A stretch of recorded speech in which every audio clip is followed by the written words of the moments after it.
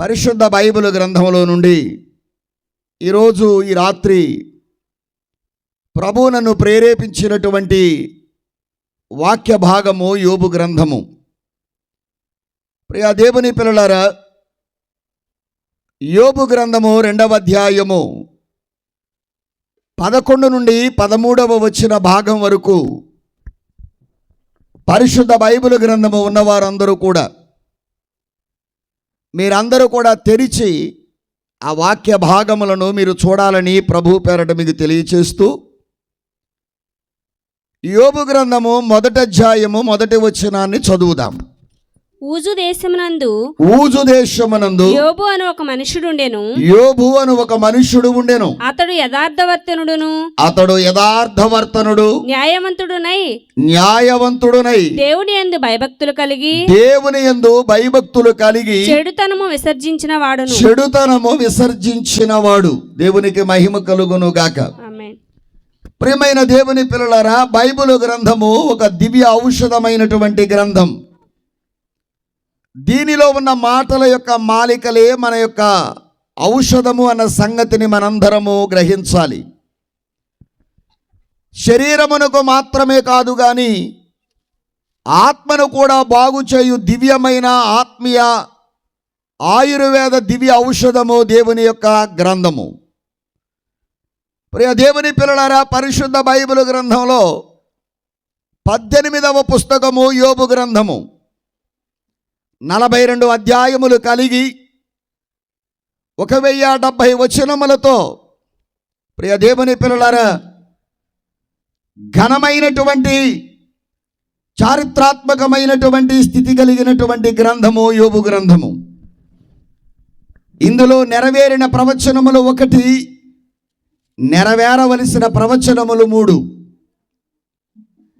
సుమారుగా ఈ గ్రంథములో 329 ప్రశ్నలున్నాయి, 13 ఆజ్ఞలున్నాయి, 4 హెచ్చరికలున్నాయి, ఒక 10 దేవుని యొద్ద నుండి వచ్చిన ప్రత్యేకమైనటువంటి సందేశాలు ఈ గ్రంథమందు ఉన్నాయి.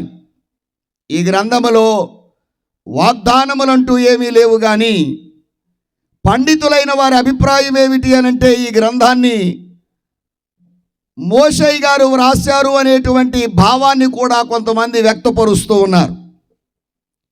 యోబు జీవించిన కాలంలో ఇంకా ధర్మశాస్త్రము ఇవ్వబడలేదు గనుక యోబుకున్న ఆస్తి అంతా కూడా వారి కలిగినటువంటి పశువుల సంపదలతోనూ పంట సంపదలతోనూ ఆ దినాలలో ఆస్తిని కొలిచేవారు అన్న సంగతి మీకు తెలియచేస్తూ ఉన్నాను. అబ్రహాము, ఇస్సాకు, యాకోబుల ఆస్తుల యొక్క పశు సంపదలతోనే లెక్కించబడ్డాయి. యోబు కూడా అబ్రహాము, ఇస్సాకు, యాకోబుల యొక్క సమకాలీకుడై ఉండవచ్చు అని పండితుల అభిప్రాయం. అబ్రహాము ఇంటి పెద్దగా ఉండి బలులు ఎలాగర్పించాడో,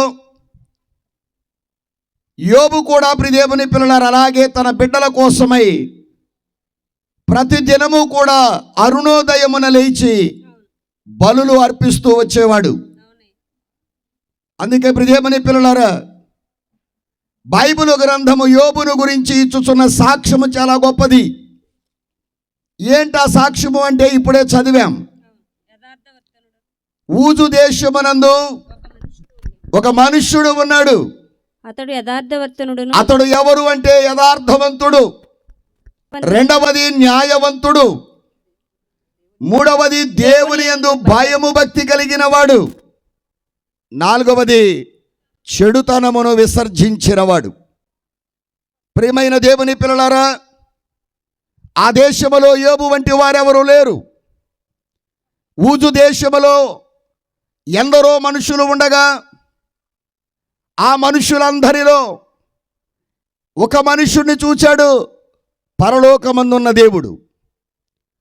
ఎందరో గొప్ప గొప్పవారు ఘనులైన వారు ఉండగా దేవుడు ఆకాశమందుండి యోబును చూచాడు. సిరికిని సంపదనకును దాసులై ఉండలేరు ఎవరు కూడా. కానీ ఎంత సిరి సంపదలు కలిగినా దేవునికి బలి అర్పించే విషయంలో తన సంపద కానీ, తన ఆస్తి కానీ, తన ఐశ్వర్యము కానీ యోబుకు అడ్డు రాలేదు. ఈ దినాలలో చాలామందికి ప్రియదేవుని పిల్లలారా, పేదరికములో ఉన్నంత భక్తి, కష్టములో ఉన్నప్పుడు ఉన్నంత భక్తి, శ్రమలలో ఉన్నప్పుడు ఉన్నంత విశ్వాసం, ఆ శ్రమ తీరిన తరువాత చాలామందిలో అట్టి విశ్వాసము కనబడడం లేదు. ప్రియ దేవుని పిల్లలారా, కానీ యోబు ఎవరు అనంటే మొట్టమొదటి మాట, అతడు ఏమై ఉన్నాడు? యథార్థవంతుడు. ప్రియదేవుని పిల్లలారా, మనం ఎలా ఉన్నాం?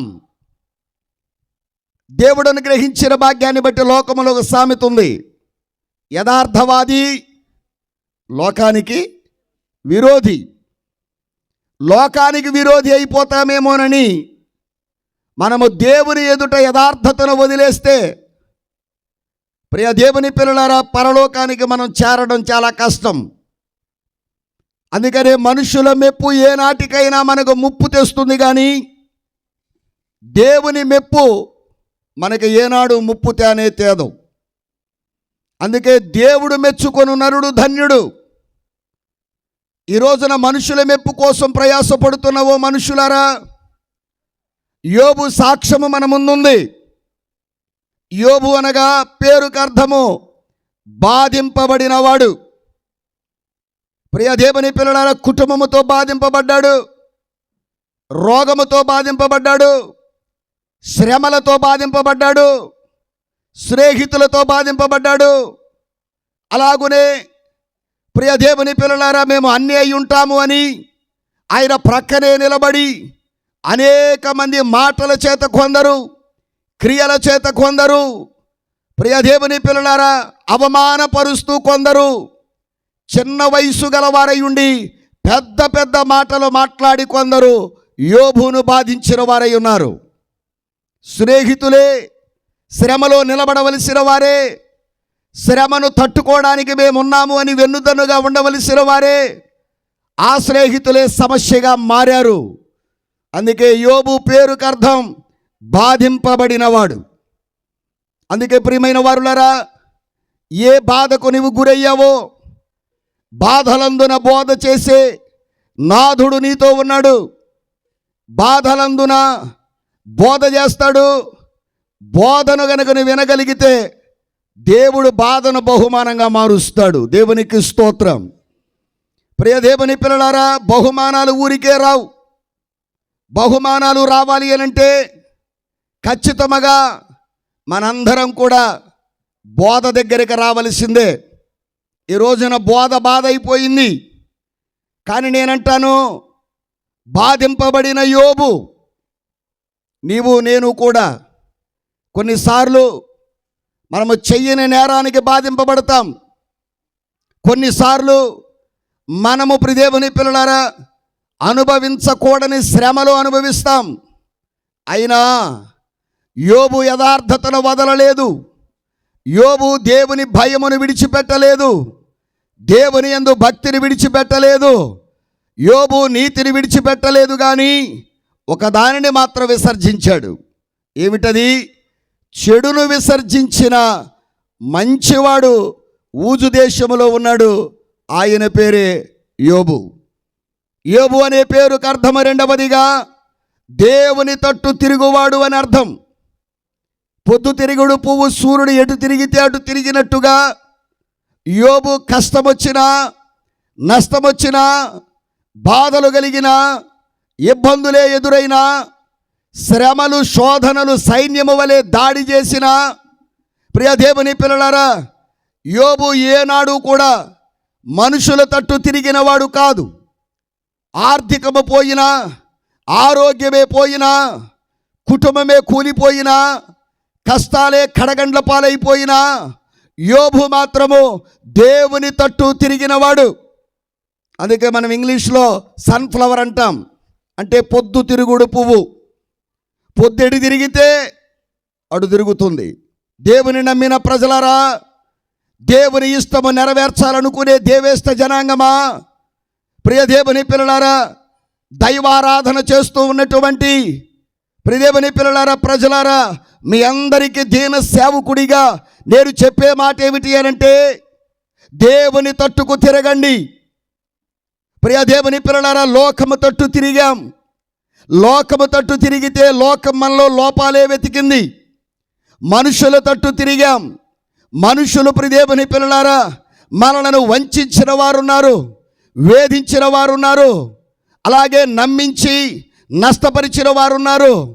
అలాగే ప్రియదేవుని పిల్లలారా అండగా నిలబడతామని ప్రియదేవుని పిల్లలారా ఆనుకోగానే జరిగి వెళ్ళిపోయిన వారు కూడా ఉండి ఉండొచ్చు. నేను చెప్పే మాట ఏమిటి అనంటే, దేవుని తట్టుకు తిరగండి. యోబు ఎటు తిరిగాడు? భార్య దూషించి దేవుణ్ణి మరణించు అని చెప్పినా భార్య మాట వైపుకు తిరిగినవాడు కాదు. స్నేహితులు సామాన్యులు కాదు, మంచి మంచి జ్ఞానము కలిగిన వారు, జ్ఞానము కలిగిన స్నేహితుల వైపుకు తిరిగినవాడు కాదు. అలాగునే ఏ దేశములోనైతే ఏ ప్రాంతంలోనైతే పూలమ్మానో ఆ ప్రాంతంలోనే కట్టెలు అమ్మలేను అని కన్నీరు కార్చినవాడు కాదు, నిరాశపడినవాడు కాదు. ప్రియమైన దేవుని పిల్లలారా, దేవుని తట్టుకు మీరు తిరగండి, దేవుడు మీ తట్టుకు తిరుగుతాడు. దేవునికి స్తోత్రం. గట్టిగా చెప్పండి. ప్రియమైన దేవుని పిల్లలారా, మీరు దేని తట్టో తిరుగుతున్నారేమో, ఆయనను చూచినా అంతా సరైపోతుంది అన్నారు ముంగమూరి దేవదాసయ్య గారు. ఎవరిని చూస్తే చెప్పాలి మీరు? ఆయనను నువ్వు చూసినా సరైపోద్ది, నిన్ను ఆయన చూసినా సరైపోతుంది. నువ్వే ధనము వైపు చూచావు, లోక వైపు చూస్తున్నావు. కన్నులెత్తి లోతు ప్రియదేవుని పిల్లల సొదొమ గొమొర్రా వైపు చూచాడు. అది పచ్చని ఏదెను వనమలే ఉందని సొదొమ గొమొర్రా వైపుకు తిరిగిపోయాడు. సుఖభోగముల వైపు తిరిగిపోవద్దు. కష్టాలు ఉన్నవి కదా అని ప్రియదేవుని పిల్లలారా దేవుని విడిచి తిరగవద్దు. యోబు ఏం చేశాడో తెలుసా? దేవుని తట్టు తిరిగాడు. మనం కూడా ఎవరి తట్టు తిరగాలి? అమ్మ చెప్పాలి. చిలక పలుకులేనా అసలు పలుకులు అంటారా? ఇక్కడ చెప్పడమేనా? మామూలుగా కష్టం వస్తే ఉంటారా? మాట్లాడలేదు మీరేమినో. సరే, మంచిది. మూడవ అర్థం, యోబు అంటే గువ్వలాంటి వాడు. 3 అర్థాలు ఉన్నాయి యోబు అనే పేరుకి. బాధింపబడినవాడు, రెండవది దేవుని తట్టు తిరుగువాడు, మూడవది గువ్వలాంటివాడు. ఎలాంటివాడు? పావురము వంటివాడు. ప్రియ దేవుని పిల్లలారా, పావురములో చేదు కట్టు ఉండనట్టే యోబులో భక్తిహీనత లేదు, యోబులో దూషణ లేదు, యోబులో అవిశ్వాసము లేదు, యోబులో అస్థిరత్వము లేదు. యోబులో ప్రియదేవుని పిల్లలారా ఆస్తులే పోయినా, ఆసువులే ఊడినా, ప్రియదేవుని పిల్లలారా ఎవరు ఉన్నా లేకపోయినా ఆయన ఉంటే చాలు అన్న యోబు ఎలాంటివాడో తెలుసా? గువ్వలాంటివాడు.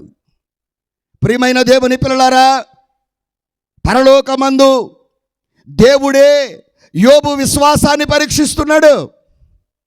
యోబు విశ్వాసాన్ని దేవుడు పరిశోధిస్తున్నాడు. కొన్నిసార్లు నా వైపు చూడండి, కొన్నిసార్లు మనం పాపాలు చేస్తేనే రావు శిక్షలో. కొన్నిసార్లు ప్రభు పెట్టే పరీక్షల కొరకు కూడా మనకు శిక్షలు వస్తాయి. కొంతమంది అనుకుంటారు శ్రమ రాగానే నేనేం పాపం చేశానో, నేను ప్రియదేవుని పిల్లలారా ఎవరిని ఏం చేశానో అందుకే నాకు ఈ శ్రమలు వచ్చాయి అనుకుంటారు. ఓ చిన్న మాట నేను మిమ్మల్ని అడుగుతాను. ప్రియదేవుని పిల్లలారా, యోబు దేవుణ్ణి నమ్మాడా? దేవుడే యోబును నమ్మాడా?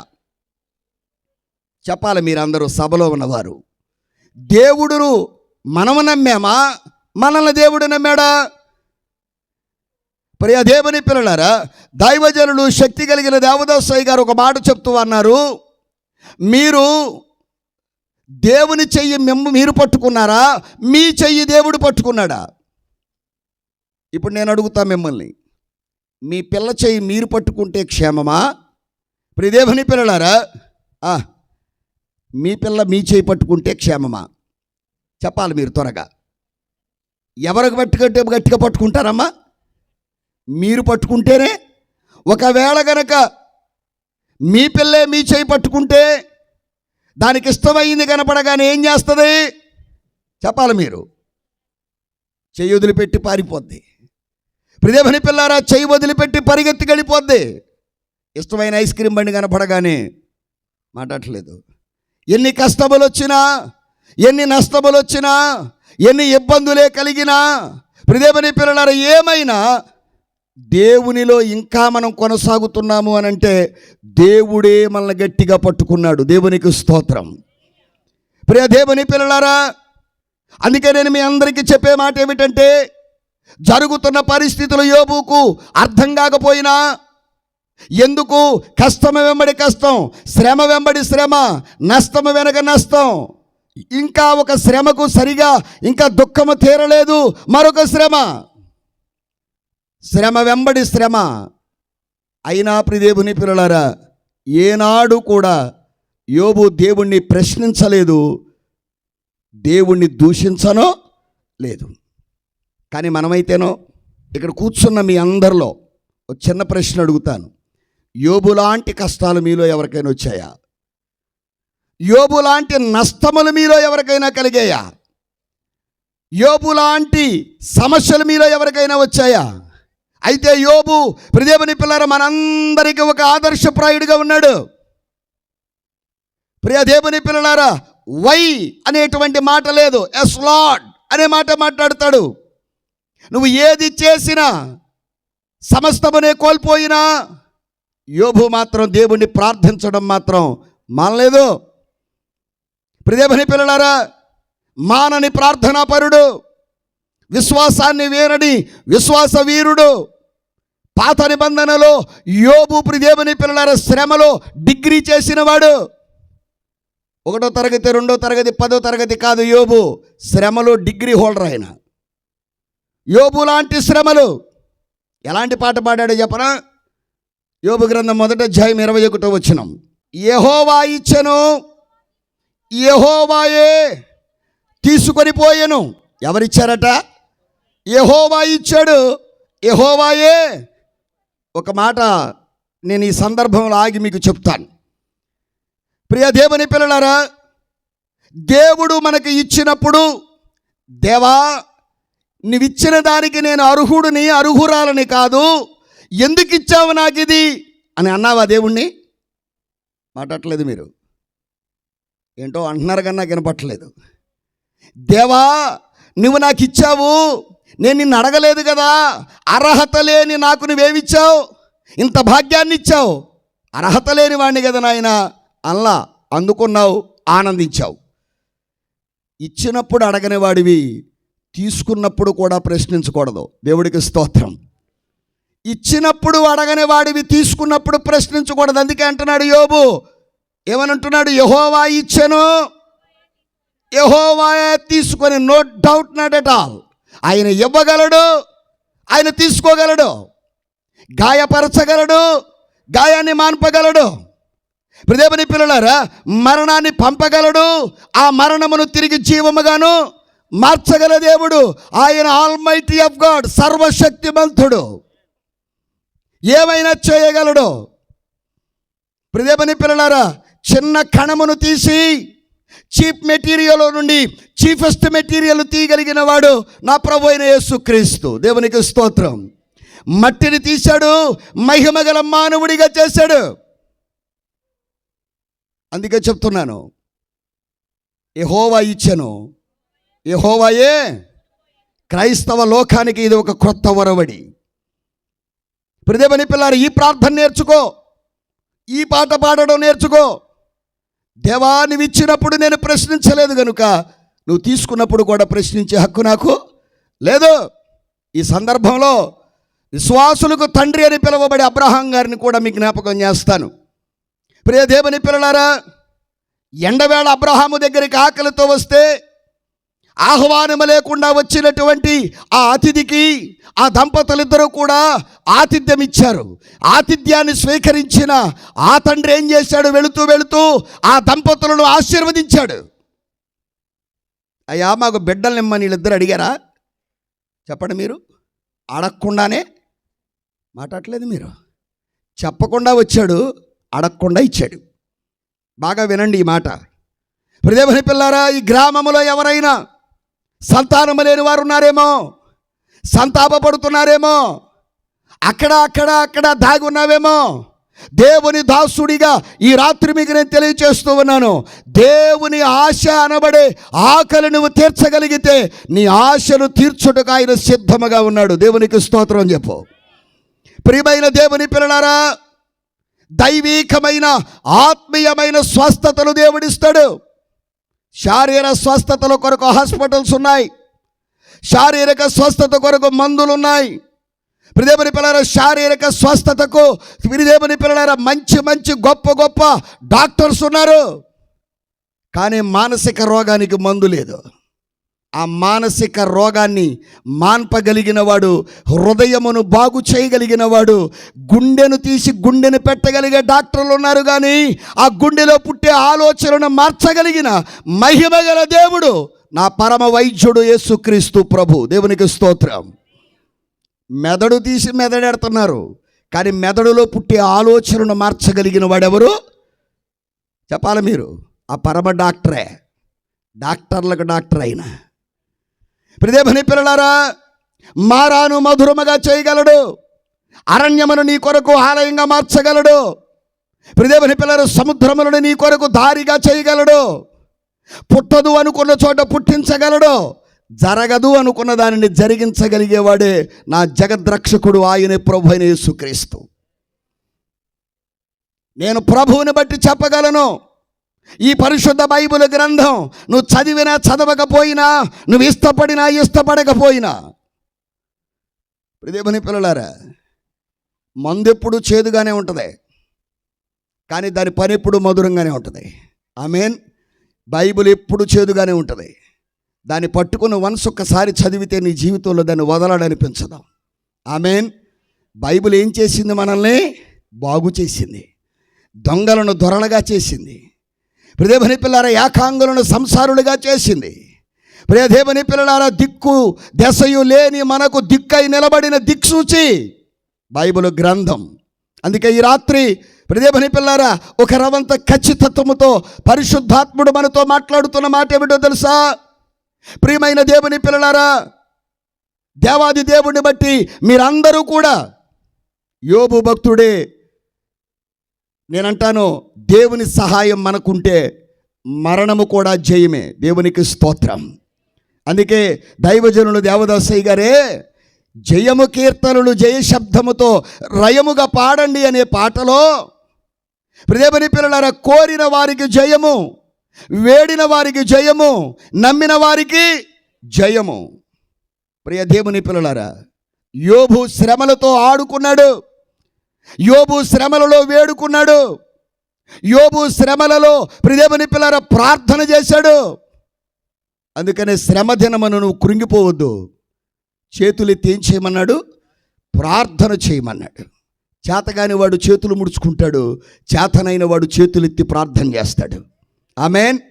అది పరిస్థితులను మార్చేది ప్రార్థన అయితే, దుస్థితిని మార్చగలిగేది స్తుతి అయితే, నిన్ను మహిమగల స్థితిలోనిగా మార్చేది దేవుని వాక్యం. అందుకనే దేవుడిచ్చాడు, దేవుడే.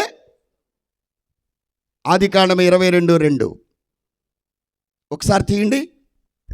ఆదికాండ గ్రంథము 22:2. అప్పుడు ఆయన, నీకు ఒక్కడయ్యున్న నీ కుమారుణ్ణి, అనగా నీవు ప్రేమించు ఇస్సాకును తీసుకొని, నీవు ప్రేమించిన ఇస్సాకును తీసుకొని మోరియా దేశమునకు వెళ్ళి అక్కడ నేను నీతో చెప్పబోవు పర్వతముల్లో ఒక దాని మీద దహన బలిగా అతను అర్పించు. దేవునికి మహిమ కలుగును గాక. ఆమేన్. ప్రియమైన దేవుని పిల్లలారా, నీవు ప్రేమిస్తున్నావే ఓ అబ్రహమా, నేను రమ్మంటే వచ్చిన వాడివి, విడవమంటే విడిచిన వాడివి, వదిలేయమంటే వదిలిపెట్టిన వాడివి, నేను చూపించు దేశానికి వెళ్ళమంటే ఆ దేశమేమిటి, ఆ ప్రాంతమేమిటి, ఆ ప్రజలు ఎవరు అని మారు ప్రశ్న వేయకుండా అందరిని విడిచిపెట్టి వచ్చిన ఓ అబ్రహమా, ఈ రోజున నువ్వు నాకంటే ఎక్కువగా ప్రేమిస్తున్నావే, ఆ నీ కుమారుణ్ణి తీసుకునిరా. నేను అడుగుతాను చిన్న మాట ఈ రాత్రి. ప్రియదేవుని పిల్లలారా, దేవుడు ఇచ్చినప్పుడు ప్రశ్నించని వాడివి తీసుకునేటప్పుడు కూడా ప్రశ్నించకూడదు అని చెప్పాను కదా. అవునా? దేవుడు ఇచ్చాడు, ఇప్పుడు ఇమ్మని అడుగుతున్నాడు. మీకు అర్థమైందా? 99 సార్లు నీకు ఇస్తాడు, ఒక్కసారి నిన్ను అడుగుతాడు. Are you ready? నువ్వు సిద్ధంగా ఉండగలవా? ఏది అడిగితే ఇస్తావు. మీరు చదివిన వాక్యంలోనే ఉంది, నువ్వు ప్రేమించిన దానిని ఇవ్వాలి. ఏమివ్వాలి? మరి ఇలా చెప్తున్నానండి పబ్లిక్లో మీరేమనుకోవద్దు, కానీ విఘ్నత కలిగిన వారు ఇప్పుడు దేవుని పిల్లలు అర్థం చేసుకుంటారని చెప్తున్నాను. కొంతమంది హిందువులైనా మన బంధువులే కనుక ఓ మాట మీకు చెప్పాలంటే, కొంతమంది కాశీకి వెళ్ళినప్పుడు ఇష్టమైన దాన్ని వదిలిపెట్టి వచ్చేస్తారు. మాట్లాడలేదు. ఇక మళ్ళీ దానిలో బతికినంత కాలం ఏం చేయరు? మాట్లాడలేదు మీరు, ఇంకా దాన్ని తినరు. అవునంటారా కాదంటారా? ఇప్పుడు నేనంటాను, అబ్రహాముతో దేవుడు అంటున్నాడు, నీవు ప్రేమించుచున్నావే ఓ అబ్రహమా, కలుగజేసిన నాకంటే ఎక్కువగా కలిగిన ఇస్సాకును ప్రేమిస్తున్నావు. ఈ రోజున చాలామంది కలుగజేసిన దేవుణ్ణి వదిలేశారు, కలిగిన వాటిని ప్రేమించడం మొదలుపెట్టారు. కొందరు వస్త్రాలని, కొందరు వస్తువులని, కొందరు ఆస్తుల్ని, కొందరు అందాన్ని, కొందరు భూమిని, కొందరు ఇంటిని, కొంతమంది వారి శరీరాన్ని, కొంతమంది వారి డిగ్రీలని, కొంతమంది వారి పదవుల్ని ప్రేమించుచున్నారు. అబ్రహమా, నువ్వు ప్రేమించుచున్న ఇస్సాకు నాకు ఇచ్చేయి అని దేవుడు అడుగుతున్నాడు. ఈ రాత్రి నువ్వు ప్రేమిస్తున్న బంగారాన్ని దేవుడి కోసం ఇవ్వమంటే నీ సంగతి ఏంటి? అయ్యో, భలే అడిగాడు అయ్యగారు. ఇట్లా అడుగుతాడని తెలిస్తే అసలు వేసుకొచ్చేదాన్ని కాదు. వద్దులే అమ్మా, మీ బంగారం మీ దగ్గరే పెట్టుకోండి. గనుక దేవుని పిల్లలారా, దేవుడు అనుగ్రహించిన భాగ్యాన్ని బట్టి, ప్రభువిచ్చిన మహా గొప్ప కృపలో అబ్రహాము వెనక్కి తీశాడా? చెప్పండి అమ్మా. ఇప్పుడు నువ్వా నేనా అనే పరిస్థితుల్లో అబ్రహాముకు దేవుడు ఒక పరిశోధన చేశాడు. 22 మొదటి వచనం చదవండి. ఆ సంగతులు జరిగిన తరువాత దేవుడు అబ్రహామును పరిశోధించును. అది దేవుడు కొన్నిసార్లు మనం ఏం చేస్తాడు? చెప్పండి అమ్మా. శోధనకి పరిశోధనకి తేడా ఉంది. సాతాను శోధిస్తాడు, అప్పుడు ఏమవుద్దో చెప్పనా? భక్తి తగ్గిపోద్ది. గంట ప్రార్థన చేసేవాడు అరగంటకు పడిపోతాడు. 5 అధ్యాయాలు చదివేవాడు 2 అధ్యాయాలు చదువుతాడు. మానక మందిరానికి వెళ్ళేవాడు అప్పుడప్పుడు వెళ్ళడం ప్రారంభిస్తాడు. ఇది శోధన. కానీ దేవుడి పరిశోధన అయితే, దేవుడి పెట్టిన పరీక్ష అయితే, గంట ప్రార్థన చేసేవాడు గంటన్నర చేస్తాడు. 2 అధ్యాయాలు చదివేవాడు 5 అధ్యాయాలు చదువుతాడు. అర్ధగంట మోకరించేవాడు గంట మోకరిస్తాడు. దేవుని పిల్లలారా, వారంలో 1 రోజు ఉపవాసం ఉండేవాడు 2 రోజులు ఉపవాసం ఉంటాడు. నేనంటాను, బిళ్ళా బంట్రోత్ ఉద్యోగం రావాలంటే ఓ 10 పరీక్షలు రాస్తే సరిపోద్ది. కలెక్టర్ ఉద్యోగం రావాలంటే మాట్లాడలేదు, 100 పరీక్షలు రాయాలి. 100 పరీక్షలు ఎదుర్కోవడం కష్టమే, కానీ ఆ పోస్ట్ వస్తే ఏం మాట్లాడలేదు మీరు. ఆ రేంజే వేరు. అందుకే చెప్తున్నా, రేపు పరలోకములకు వెళ్ళిన తర్వాత, బడా నమ్మకమైన మంచి దాసుడా, ఏమండోయ్, నేను నా మందిరంలో ఆదివారం వాక్యం చెప్పుకుంటే నా కూడు ఆమెన్ ఇంతసేపు నిలబడక్కర్లేదు, ఇంత చెమటోడ్చక్కర్లేదు. దేవుని పిల్లలారా, మాట్లాడలేదు మీరేమి, అంతే. కానీ దేవుని పిల్లలారా, నిలబడే ఓపుకున్నా లేకపోయినా, ఒకవేళ 3 కాళ్ళ కుర్చీయే వచ్చినా సబెడతాం అన్నాం. దేవుడికి మహిమ కలుగునుగాక. ఒకవేళ దేవుని పిల్లలారా, దేవుడిచ్చిన భాగ్యాన్ని బట్టి అప్పటికి ఇంకా టెక్నాలజీలు ఏం మారుతాయో తెలియదు, కానీ దేవుని పిల్లలారా, ఒకవేళ పరిస్థితి వస్తుందో రాదో తెలియదు, కానీ ఆ పరిస్థితుల్లోకి వెళ్ళిపోయి అక్కడ కూడా టెక్నాలజీ ఏమైనా ఉంటే ఆ మంచం మీద నుండి కూడా వాక్యం చెప్తాను, ఇబ్బంది ఏంలే. అందుకని చాలామంది బిడ్డలకు చెప్తాను, దేకుతానైనా దేవుడి సేవ చేయాలి రబ్బాయి. అన్నీ ఉంటే జీతం కాదు, గొప్పే ఉందే, ఏం మాట్లాడట్లేదు. అది ఇప్పుడు నీ దగ్గరికి ఇన్స్ట్రుమెంట్స్ అన్నీ ఎప్పుడు వస్తాయి? పాడైపోయినప్పుడు వస్తాయి. మాట్లాడితే పాడైపోయిన దానికి శబ్దాలు ఎక్కువ ఉంటాయి. అది పాడైపోయిన దానికి అరుపులు ఎక్కువ ఉంటాయి. మాట్లాడలేదు మీరు, అవునా? అదే మంచి ఇంజిన్ అనుకోండి, సైలెంట్గా ఉంటుంది దాని పని అది. గనుక ప్రియమైన దేవుని పిల్లలారా, దేవుడిచ్చిన భాగ్యాన్ని బట్టి, అందుకని నేను అంటాను, అబ్రహాము దేవుని పిల్లలారా దేవుని పరిశోధనలో, దేవుని పరీక్షలో పాస్ అయ్యాడు. ఏంటి అనేది నేను తర్వాత మీ అందరికీ చెప్తాను. చివరకు దేవుని పిల్లలారా, దేవుడి విశ్వాస పరీక్షలో అబ్రహాం పాస్ అయి విశ్వాసులకు తండ్రి అయ్యాడు. దేవునికే మహిమ కలుగును గాక. అందుకే నేను అంటున్నాను, యోబు కూడా దేవుడే ఇచ్చాడు, దేవుడే తీసుకొనుగాక అని స్తుతులు చెల్లించాడు. ఏం చెల్లించాడు? అది ప్రియదేవుని పిల్లలారా, అందుకే మీరు కోరుకున్నా జయమే, వేడుకున్నా జయమే, నమ్మినా జయమే. ఎన్ని అధ్యాయాలు ఉన్నాయమ్మా? 4 మాటల్లో చెప్తారు మీకు యోబు గ్రంథం వివరణంతా. ఎన్ని అధ్యాయాలు ఉన్నాయి యోబు గ్రంథంలో? 4 అధ్యాయాల, 42 అధ్యాయాల? 42 అధ్యాయాలు 4 మాటలుగా చెప్తాను, వినండి. ప్రియదేవుని పిల్లలారా, మొదటి మాట నిరాశ, రెండవ మాట నిజాయితీ, మూడవ మాట నిశ్శబ్దం, 4వ మాట నిరీక్షణ. ఈ 4 మాటలే యోబు గ్రంథం యొక్క 42 అధ్యాయాల సారాంశం. ప్రియ దేవుని పిల్లలారా, మొదటి మాట ఏమిటి? నిరాశ. ఇప్పుడు యోబు గ్రంథం మొదటి 2 అధ్యాయాలలో ప్రియ దేవుని పిల్లలారా, యోబుకి విపరీతమైన శ్రమలు వచ్చాయి, భరించలేని శ్రమలు వచ్చాయి. ప్రియ దేవుని పిల్లలారా, 1 ఆస్తి పోయింది, 2 ఆరోగ్యం పోయింది, 3 కుటుంబం పోయింది.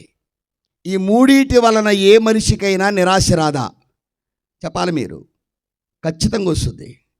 నిరాశలోనికి వెళ్ళిపోయాడు. భవిష్యత్ ఏమీ కనిపించడం లేదు, శూన్యముగా ఉంది. ఎటుబోవ వలయనో నేను ఎరుగని వాడనై, ప్రియదేవుని పిల్లలారా, కటకటామని ఏడ్చుచుండగా విపరీతమైనటువంటి శ్రమలు నా మీదకి రాగా ఆ స్థితిలోనికి వెళ్ళిపోయిన యోబు ఏం పడుతున్నాడంటే నిరాశ. కొన్నిసార్లు నీ పరిస్థితి కూడా అదేనేమో. ప్రియదేవుని పిల్లలారా, ఆర్థికం పోయి, ఆస్తి పోయి, కుటుంబం పాడైపోయి నువ్వు కూడా నిరాశలోకి వెళ్ళిపోతే, నిరాశలో ఉన్నవాడికి నిరీక్షణ ఎవరు? ప్రభు అయిన యేసుక్రీస్తు. నిరాశలో ఉన్నా కానీ యోబు నిరీక్షణ వదిలేశాడా? మాట్లాడలేదు మీరు, వదలలేదు. ప్రార్థన వదిలేశాడా? వదలలేదు. అందుకని మొదటి 2 అధ్యాయాలు ప్రియదేవుని పిల్లలారా శ్రమల వల్ల వచ్చిన నిరాశ. రెండవది 3వ అధ్యాయము నుండి 34వ అధ్యాయం వరకు నిజాయితీ.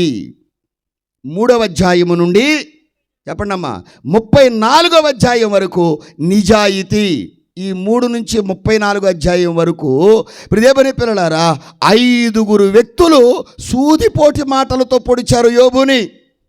4 స్నేహితులు, అతను కట్టుకున్న భార్య. మాట్లాడలేదు. ప్రియదేవుని పిల్లలారా, దేవుడిచ్చిన భాగ్యాన్ని బట్టి ఆదాం పాపంలో పడిపోవటానికి స్త్రీయే యోబుకు శోధన పెరిగిపోవటానికి కారణం కూడా. మాట్లాడలేదు మీరు. ఏంటో ఆడవాళ్ళందరూ మౌనంగా ఏమమ్మా? సరే మంచిది. ప్రియదేవుని పిల్లల మహిళా సంఘం ఎక్కువ ఉంది కనుక మనం ఏం అనలేం. కనుక ప్రియదేవుని పిల్లలారా 5 వైపులా, అందుకనే తన జన్మాన్నే తాను శపించుకున్నాడు. కానీ ఎక్కడ ఏ మనిషి దగ్గర కూడా తన కోపాన్ని మాత్రం బయటికి వ్యక్తపరచలేదు.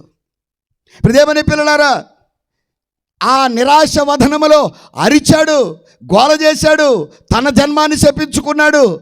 నా పుట్టినరోజు లాంటి రోజు లేకుండానుగాక అని ప్రియదేవుని పిల్లలారా ఎంతో వేదన పడ్డాడు యోబు. చాలామంది అనుకుంటారు నా జన్మ ఎవరికి రాకూడదని, నాలాంటి బ్రతుకు ఎవరికి రాకూడదని, నాలాంటి జీవితం ఎవరికి ఉండకూడదని, అసలు బాధలన్నీ నాకే వచ్చాయి, నేనే కనబడ్డానా అని నిరాశ చెందేవారులారా, నువ్వు నిజాయితీగా నువ్వు ప్రార్థన చేస్తే నిజాయితీగా ఉన్న ఈ యోబు దగ్గరికి దేవాది దేవుడే దిగొచ్చాడు. దేవుడికే మహిమ కలుగును. దేవుని పిల్లలారా, దేవుడు ఎందుకు ఊరుకొనుచున్నాడు అనే ప్రశ్న. ఎందుకు ఊరుకుంటున్నాడు? ఊరుకుంటాడు, ఒకరోజు ఊరుకోడు. అప్పుడప్పుడు మీరు చాలామంది ప్రియదేవుని పిల్లారా భర్తలు భార్యను అంటూ ఉంటారు, చూస్తున్నా ఈ మధ్యన నీ వ్యవహారం కొంచెం తేడాగా ఉంది, చూస్తున్నా. అది కొంతమంది తల్లిదండ్రుల పిల్లల్ని ఏమంటారు, గమనిస్తున్నా ఊరుకుంటున్నాను అనుకుంటున్నావేమో, ఒకరోజు వస్తుంది ఊరుకోను అనరా. దేవుడు కూడా అంతే, ఊరుకుంటున్నాడు. ప్రియమైన పిల్లలారా, చూస్తే ఊరుకున్నాడు, చేస్తే ఊరుకున్నాడు, అబద్ధమాడితే ఊరుకున్నాడు, హత్య చేస్తే ఊరుకున్నాడు, ఆ హత్యను వేరే వాడికి నెట్టేద్దాం అనుకున్నప్పుడు ఊరుకున్నాడు. 7 రోజులు ఉపవాసం చేసిన బిడ్డ బతకలా చచ్చిపోయాడు. ఆయనే దావీదు కదా. అది ఊరుకుంటాడు, ఊరుకోడు. జాగ్రత్త. దేవుడు ఊరుకుంటున్నాడు కదా అని పాపాలు చేయొద్దు.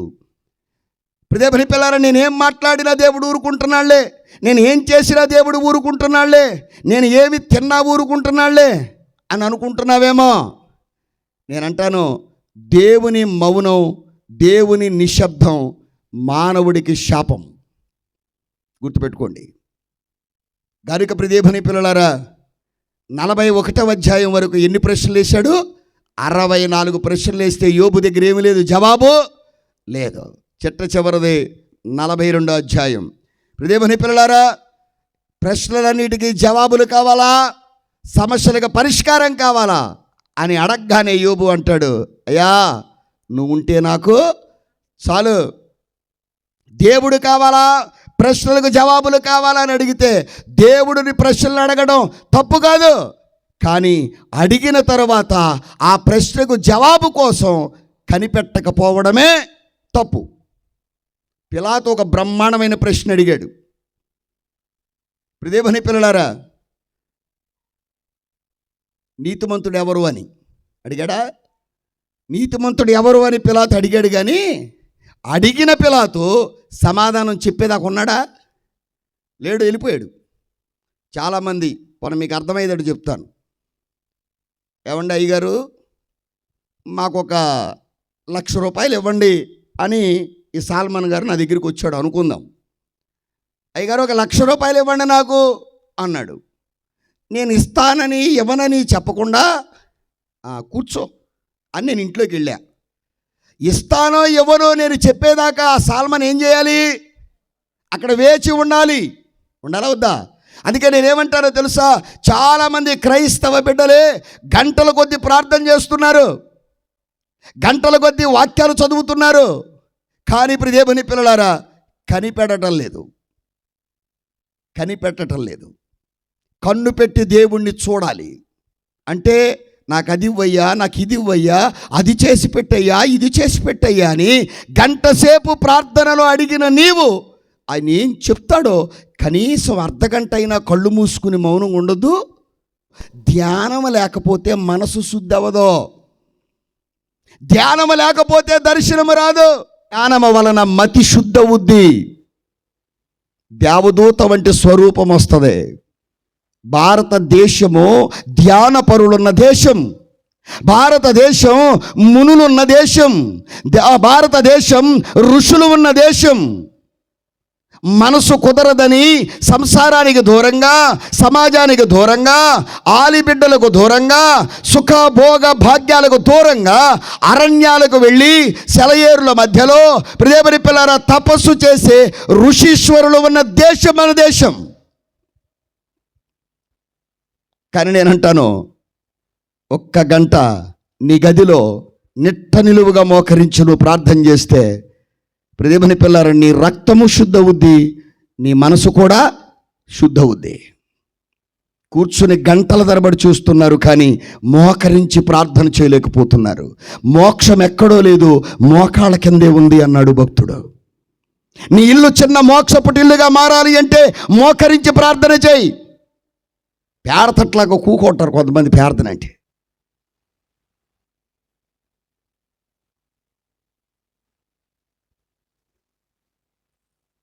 అయ్యా కొంతమంది అంటారు, మా కళ్ళ ముందే పెరిగిపోయాడు ఉద్యమం, మరి ఈడే పెంచాడు నన్ను. మరి పెరగటానికి కారణం మోకాళ్ళే. దేవుడికి స్తోత్రం.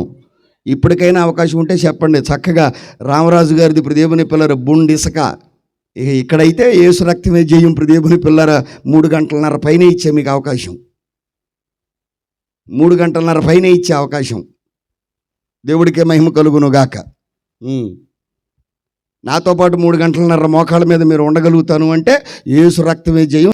ప్రభువిచ్చిన మహా గొప్ప కృపను బట్టి ఓ 4 మాటలు చెప్పి నేను ముగిస్తాను. దేవుడిచ్చిన భాగ్యములో అందుకని 4 డిఫైన్ చేశాం మనం. 1 నిరాశ. ఖచ్చితంగా ఎటువంటి మనుషుడికైనా కృంగిపోయే శ్రమలు వచ్చినప్పుడు నిరాశ వస్తుంది. నిరాశలో నిరీక్షణ ఉండాలి, నిజాయితీ ఉండాలి. నిజాయితీగా ప్రార్థన చేశాడు, దేవుడు దిగొచ్చాడు. దేవుడు అడిగిన ప్రతి ప్రశ్నకి దేవుని పిల్లారా, అందరిని అడుగుతున్నాను, మిమ్మల్ని కూడా అడుగుతాను. కొండ కుమ్మరివాడిని ప్రశ్నిస్తుందా? కొండ కుమ్మరివాడిని ప్రశ్నిస్తుందా? దేవుణ్ణి ప్రశ్నించడానికి మనం సరిపోతామా? నన్ను ఎందుకు ఇలా చేసావని మాట్లాడలేదు మీరు, సరిపోం. అందుకే దేవుని పిల్లలారా, నిరీక్షణ. 4వది ఏముండాలమ్మా? 42వ నిరీక్షణ అంటే చెప్పండి అమ్మా. ఎదురు చూడడం, కనిపెట్టుట. యెహోవా కొరకు ఎదురు చూచువారు నూతన బలము అని యెషయా గ్రంథం 40:31లో మనందరికీ తెలిసిన మాటే. యెహోవా కొరకు కనిపెట్టాలి, జీవము కొరకు కనిపెట్టాలి, ఆశీర్వాదం కొరకు కనిపెట్టాలి. పగ తీర్చుకోవడానికి కాదు, కలహాల కోసం కాదు, పురాతనముగా ఉన్నటువంటి ఆ పగ ప్రతీకారాలు తీర్చుకోవడానికి కనిపెడుతున్నానండి, రోజుల సంవత్సరాల బట్టి కాదు. నీ కొరకు ప్రాణము పెట్టిన ప్రభు నీ కొరకు దిగి వచ్చాడు కనుక ఆయన కొరకు నిరీక్షణతో నువ్వేం చేయాలి? కనిపెట్టాలి. మోకరించి కనీసం అధమపక్షం 10 నిమిషాలైనా మీరేం చేయండి? ప్రతిదినము కన్ను పెట్టి దేవుణ్ణి చూడండి. కనిపెట్టుట అంటే కన్ను పెట్టి దేవుణ్ణి చూచుట. ప్రియమైన పిల్లలారా, కన్ను పెట్టి దేవుణ్ణి చూడండి. ఏ కన్ను ఉండాలి? దేవుణ్ణి చూచే కన్ను ఉండాలి, లోకాన్ని చూచే కన్ను కాదు. అమ్మ, నేను చిన్న మాట అడుగుతాను, చెప్పండి. ఎక్కడైనా రోడ్డు ప్రక్కన ఎంగిలి మెతుకులు ఒలిగిపోతే పారేస్తే పాడైపోయినటువంటి కుళ్ళిపోయిన వాటి మీద కాకి, గ్రద్ద, డేగ వాలుద్దు కానీ చూసి పావురం వాలుద్దా? చెప్పాలి మీరు. అది ఎక్కడైనా ఏ ఊళ్ళోనైనా పావురం వాలిందని చెప్పండి. ఆకలితోనైనా పస్తులు ఉంటుంది కానీ అదేం చేయదు చెడ్డదాని మీద. అందుకే నేను అంటున్నాను, దేవుణ్ణి చూచే కన్ను నీకుంటే లోకము తట్టు నువ్వు చూడవు. అదే యోబు కన్ను గువ్వ కన్ను లాంటిది. పైనున్న వాటినే వెతకండి అని బైబిల్ చెప్తుంది. ప్రియమైన వారలారా, నేనంటాను, నీ దేవుడు ఐశ్వర్యవంతుడు, మనం అందుకోకే చెప్పండి దరిద్రులుగా ఉన్నాం. ప్రియమైన పిల్లలారా, దేవుడిచ్చిన శ్రేష్టమైనటువంటి భాగ్యాన్ని బట్టి ప్రశ్నలు రావడం సహజం. కానీ నేనంటాను, ఆ ప్రశ్న వేసినప్పుడు ఆ ప్రశ్నకు జవాబు ఇచ్చే వరకు మనం ఏం చేయాలి? వేచి ఉండాలి. వెయిటింగ్ హాల్లో ఏం చేయాలి? కనిపెట్టే గది. అందుకే చెప్తున్నాను, ఓ 4-5 ప్రశ్నలు అడిగావు, 4-5 సమస్యలు ఆయన దగ్గర అర్జీ పెట్టావు, కనిపెట్టాలగా. మాట్లాడట్లేదు మీరు. అమర్రావు గారు సాయంకాలం వస్తాను కానీ రేషన్ కార్డు మీద సంతకం పెట్టి పెట్టు అంటావా? మాట్లాడతలేదు మీరు. ఆయన వచ్చేదాకా నువ్వు ఉండాలా, నువ్వు వచ్చేదాకా ఆయన ఉంటాడా? మరి అది గనుక ప్రియదేవుని పిల్లలారా, నీవు నేను మనందరం కూడా అసలు ప్రశ్నించే తత్వాన్ని పెట్టిందే దేవుడు మనలో. అవునా? ప్రశ్నించే తత్వం పెట్టిన దేవుడు మనం ప్రశ్నిస్తే ఎందుకు ప్రశ్నించావు అనడం. మంచిగా ప్రశ్నించావురా నాన్న, నీ జ్ఞానం, నీ తెలివి, నీ ఆలోచన, నీ నోరు బాగా పనిచేస్తుందిరా నాన్న అని దేవుడు సంతోషించి ఆ ప్రశ్నకు నీకు జవాబు ఇస్తాడు. అందుకనే దేవుడిచ్చిన భాగ్యాన్ని బట్టి ఒక మాట చెప్తా వినండి. నిజమైన విశ్వాసి దేవుడి మీద ప్రశ్న వేసి జవాబు పొందుకుంటుంది. దేవుడికి మహిమ కలుగునుగాక. ప్రశ్న వేయి, జవాబు కోసం వెయిట్ అండ్ సీ. చూడు. ప్రియమైన పిల్లలారా, దేవుడిచ్చిన భాగ్యాన్ని బట్టి ఒక 7 లక్షణాలు, అంటే 3 ఏళ్ళు 21 లక్షణాలు ఉన్నాయి, కానీ ఒక 7 లక్షణాలు 7 నిమిషాలలో చెప్పేసి నేను ముగిస్తాను. ప్రియమైన పిల్లలారా, యోబు ఎవరు అనంటే 1వ అధ్యాయం 1వ వచనములో 31వ అధ్యాయములో ఏముంటుందంటే మ్యాన్ ఆఫ్ పర్ఫెక్ట్. యోబు ఎవరో తెలుసా? పరిపూర్ణమైన వ్యక్తి. దేవుడికే మహిమ కలుగునుగాక. అమ్మ, యోబు ఎవరు? పరిపూర్ణుడా, సంపూర్ణుడా? భక్తిలో, ప్రార్థనలో, స్తుతిలో, దేవునికి ఇచ్చుటలో, అన్నిటిలో యోబు ఎవరు? పరిపూర్ణుడు. ఎవరమ్మా? అమ్మ, మీరు కూడా ఏమై ఉండాలి చెప్పాలి. మీరు పరిపూర్ణతలోనికి రావాలి సంఘం. రెండవది దేవుని పిల్లలారా, మ్యాన్ ఆఫ్ ప్రాస్పరస్ అంటే యోబు వర్ధిల్లిన జీవితం. మొదటి అధ్యాయం 4వ వచనం ఒకసారి చదవండి, ఎలా వర్ధిల్లాడో. యోబు గ్రంథం మొదటి అధ్యాయం 4వ వచనం. అతని కుమారులందరూ వంతులు చొప్పున అనుదినము ఒకరికొకరు తమ తమ ఎండ్లలో విందు చేయనై కూడినప్పుడు తమ ముగ్గురు అక్క చెల్లెండ్రతో తమతో కలిసి అన్నపానములు పుచ్చుకొనవలనని వారిని పిలిపించుచూ వచ్చిరి. వారి వారి విందు దినములు పూర్తి కాగా యోబు తన కుమారులు పానము చేసి తమ హృదయముల్లో దేవుణ్ణి దూషించురేమో అని వారిని పిలవనంపించి, దేవునికే మహిమ కలుగునుగాక. 7 కుమారులు, 3 కుమార్తెలు. ఎంతమంది సంతానం ఇప్పుడు? 10 మంది సంతానం. 10 మంది సంతానం అయి ఉన్నా కానీ అన్నదమ్ములకట, అక్క చెల్లెమ్మలు భోజనాలకు పిలువబడుతున్నారట. అంటే అర్థం ఏమిటి? కుటుంబంలో ఏముంది? ఐక్యత. మాట్లాడలేదు మీరు? సమాధానం మాట్లాడరేంటమ్మా? ఉందా లేదా? ఐక్యత కలిగిన కుటుంబం ఇది. అందుకనే దేవుని యందు భయభక్తులు కలిగినటువంటి యోబు కుటుంబంలో కూడా వర్ధిల్లాడు. నీవు నేను ఏమై ఉండాలి? కుటుంబ జీవితంలో కూడా ఐక్యత, ప్రేమ, సమాధానములతో వర్ధిల్లాలి. దేవుడికే మహిమ కలుగును గాక. అది క్రైస్తవుడా. మిగతా వారి గురించి నేను మాట్లాడట్లేదు, కానీ క్రైస్తవుడుగా నీ కుటుంబంలో ఏముండాలి? అమ్మ, మీ అవయవాలకు ఐక్యత ఉందా? ఐక్యత ఉండబట్టి ఇక్కడ దాకా వచ్చారు. ఇప్పుడు తర్వాత మీ అందరికి భోజనాలు పెడతారు. దేవుని పిల్లల పై దవడకే కింద దవడకే ఐక్యత లేదనుకోండి, మాట్లాడరే. మంచి సాంబార్ వేసారే, నూరు తెరవే. నేను తెరవను. ముక్కు సంపేతన వాసన బాగుందే, నేను తెరవను. ఇప్పుడు ఇంతకైనా అసలు మీరు పై దవడ ఆడద్దా, కింద దవడ ఆడద్దా? ఎప్పుడు చూడలేదా మీరు? ఏ దవడ ఆడద్దే? మరి పైది కూడా ఆడితే నవ్వటం కష్టం. మాట్లాడలేదు మీరు. అందుకనే క్రైస్తవుడు ఎలా ఉండాలో తెలుసా? పై దవడలాగా స్థిరంగా ఉండాలి సంఘంలో. దేవుడికి మహిమ కలుగును గాక. విశ్వాసములో స్థిరంగా ఉండాలి, భక్తిలో స్థిరంగా ఉండాలి, అప్పుడు వర్ధిల్లుతావు. మూడవదిగా మ్యాన్ ఆఫ్ ప్రేయర్. మొదటి అధ్యాయం 5వ వచనం, 12వ అధ్యాయం 3వ వచనములో యోబు ప్రతి దినము కూడా ఏం చేసేవాడు? అరుణోదయమున లేచేవాడట. అంటే ఉదయం 8 గంటలకల్లా. ఇప్పుడు చూడండి, చాలామంది ఇప్పుడు దేవుని పిల్లలు ఈ వాతావరణం పల్లెటూరులో కూడా వచ్చినట్టుంది. రాత్రిపూటే వాకిళ్ళు ఊడిచేసి కళ్ళాపు కొట్టేసి ముగ్గేసేస్తున్నారు. పొద్దునే వాళ్ళు ఇస్తాళ్ళని. అంటే నేను మిమ్మల్ని కించుపరిచి మాట్లాడట్లేదు, కానీ తల్లులు ఇక్కడ మాట్లాడితే అరుణోదయము అంటే ఎన్ని గంటలకే? అమ్మ చెప్పండి అమ్మా. ఇంకా సూర్యుడు ఉండగానేనా?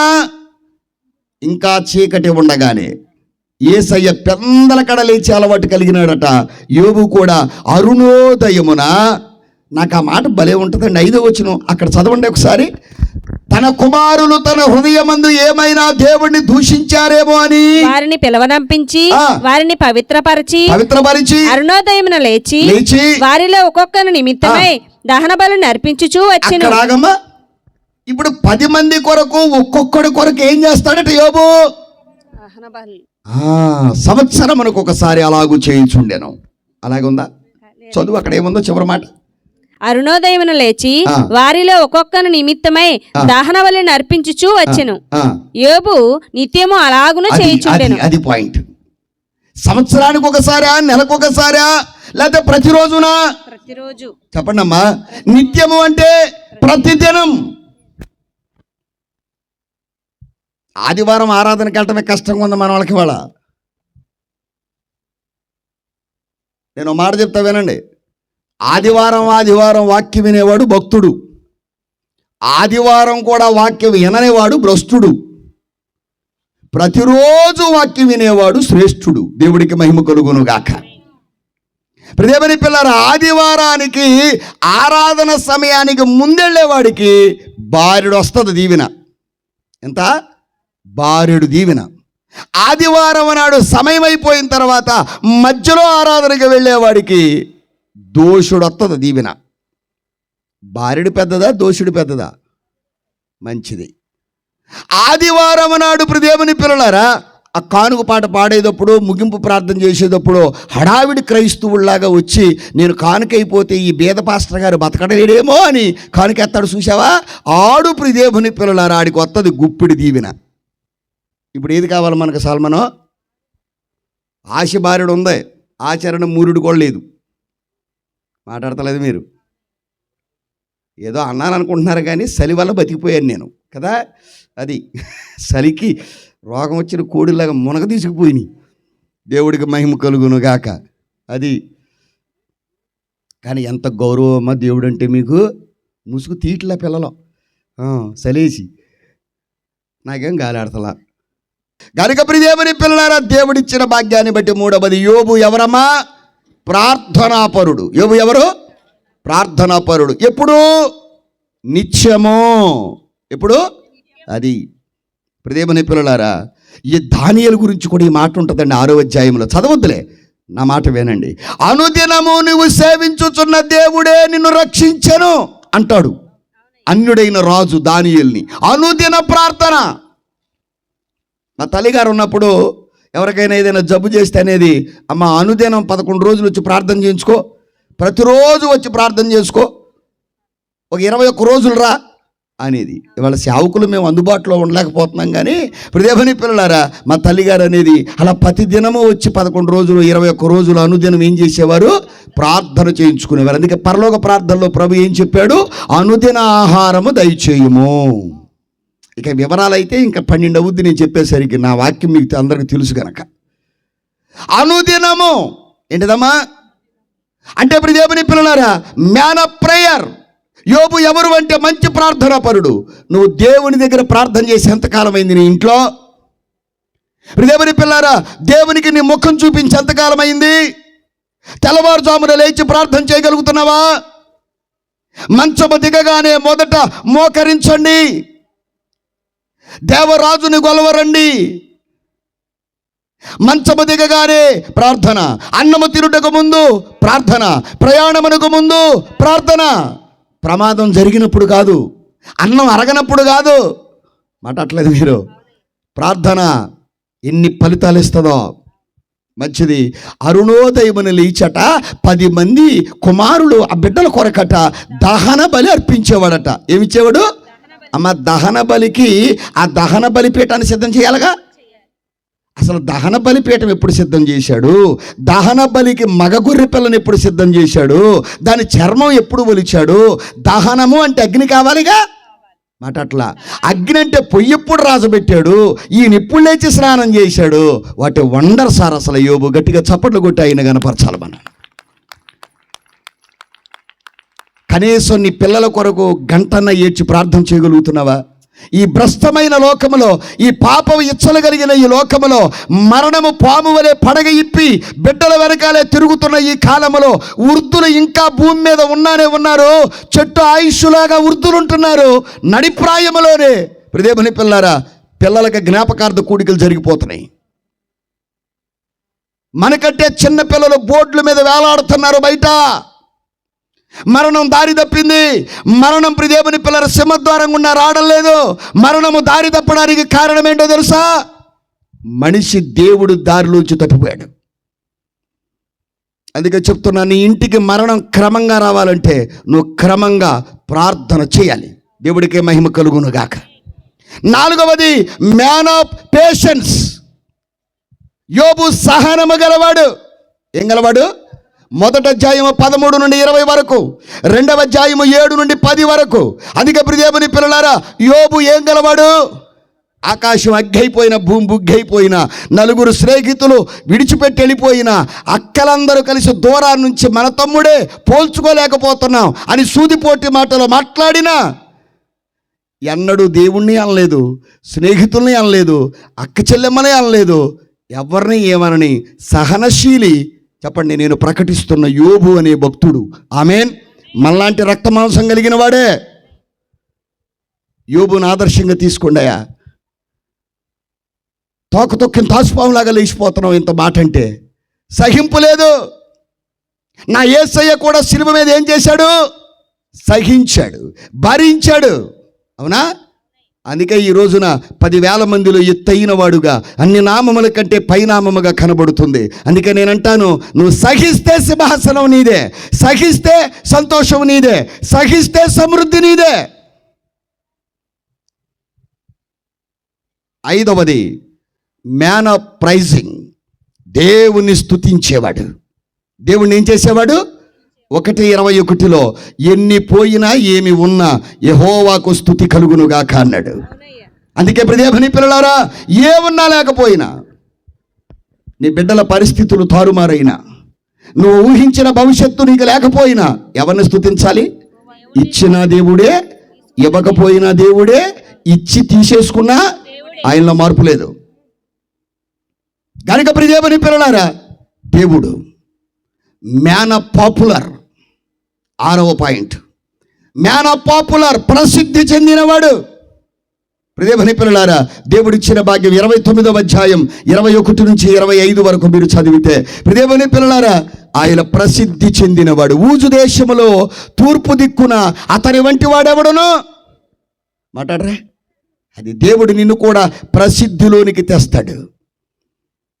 నువ్వు కూడా ప్రతినిత్యం ప్రార్థన చేయి. పరిపూర్ణమైన వ్యక్తిగా ఉండు. వర్ధిల్లని జీవితంతో బ్రతుకు.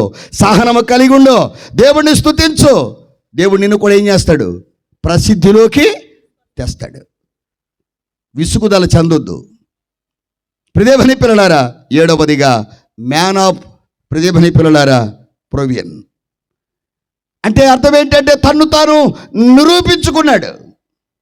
అంటే మ్యాన్ ఆఫ్ ప్రూవిన్ అంటే తన్ను తాను నిరూపించుకున్నాడు. 1వ అధ్యాయం 11వ వచనములో, 2వ అధ్యాయం 5వ వచనములో, 42వ అధ్యాయం 10వ వచనములో తానేంటో తాను నిరూపించుకున్నాడు.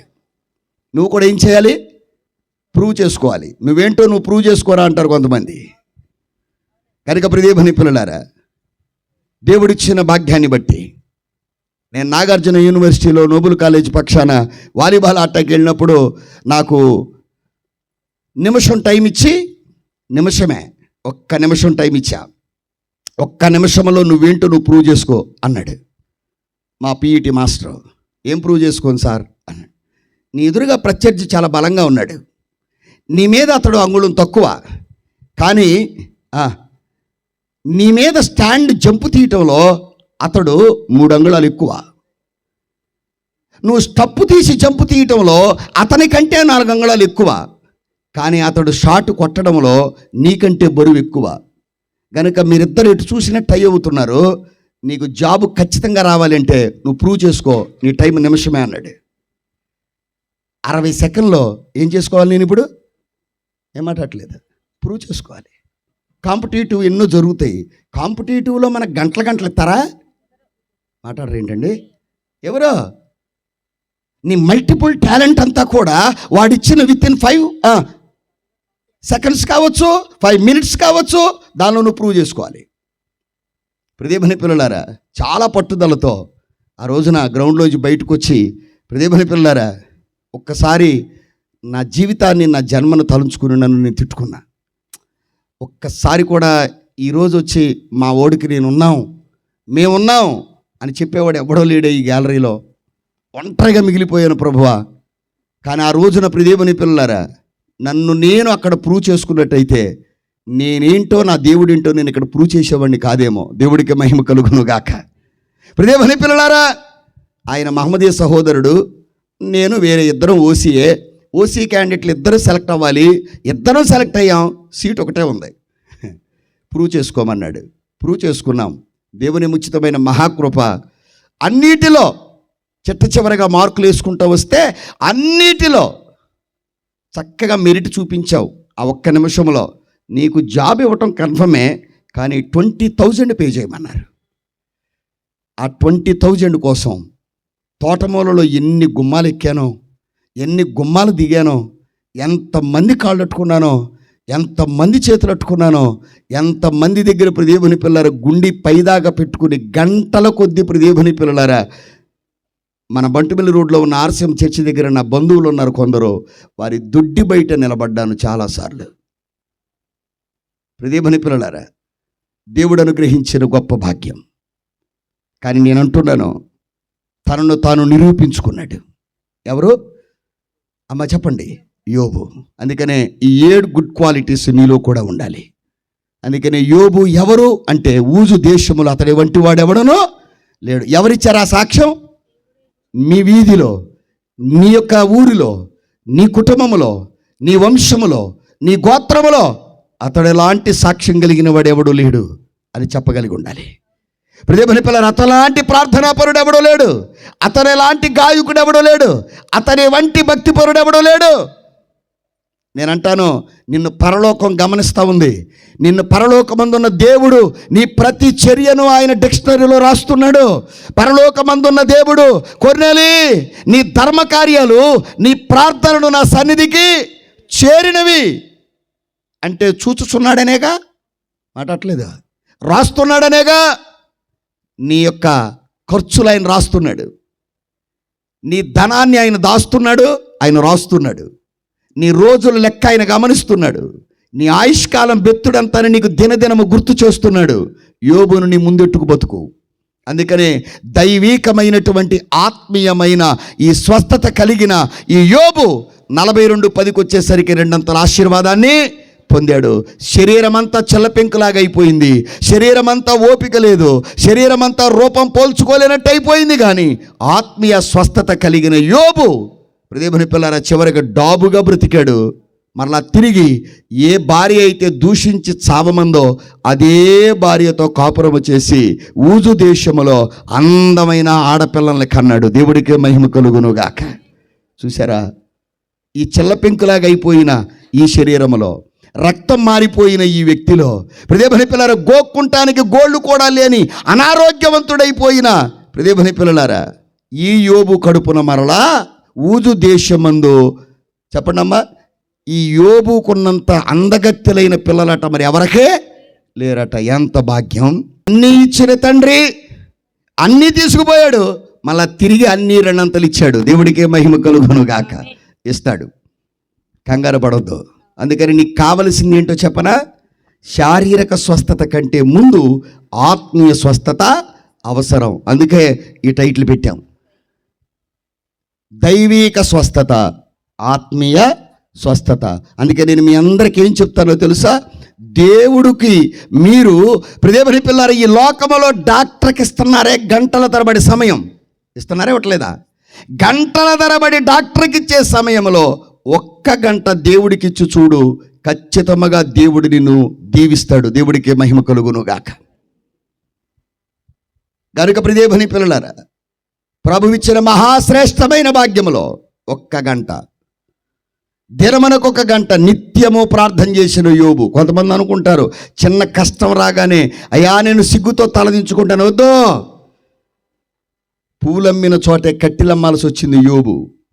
నిందించబడ్డాడు, దూషించబడ్డాడు, దూషించబడిన వాడు చివరికి భూషించబడ్డాడు.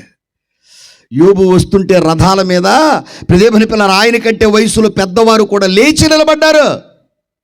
అలాంటి యోబుని పోల్చుకోలేనంత దీనస్థితికి దిగజారిపోయాడు. అందుకే మీకు కావలసింది ఏ స్వస్థత? ఇప్పుడు మీ హృదయానికి ఆత్మీయ స్వస్థత అవసరం. ఆత్మ కుదిరితే శరీరానికి అనారోగ్యాలు వెంటనే కుదురుతాయి. దేవుడికే మహిమ కలుగునుగాక.